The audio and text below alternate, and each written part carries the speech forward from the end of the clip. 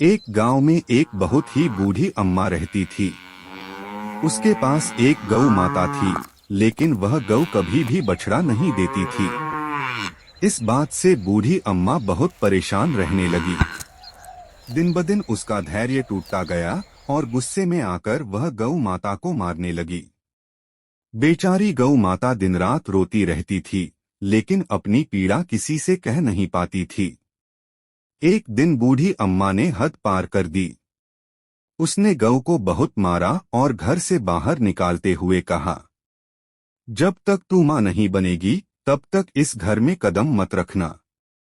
रोती हुई गऊ माता गांव के बाहर निकल गई। चलते चलते उसे रास्ते में भगवान शंकर की एक बहुत पुरानी और मूर्ति दिखाई दी। गऊ माता वहीं रुक गई और भगवान शंकर से रोते हुए बोली, हे भोलेनाथ, मैंने ऐसा कौन सा पाप किया है कि मैं मां नहीं बन सकती?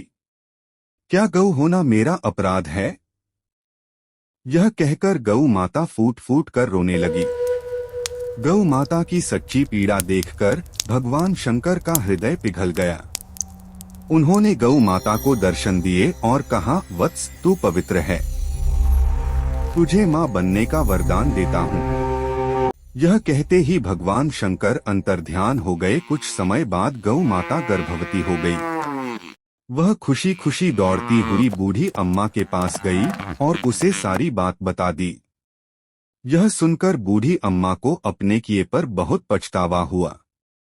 वह रोते हुए गौ माता से माफी मांगने लगी और बहुत खुश हुई। लेकिन तभी गौ माता की आंखों से आंसू बहने लगे, क्योंकि आपने अभी तक लाइक और सब्सक्राइब नहीं किया था।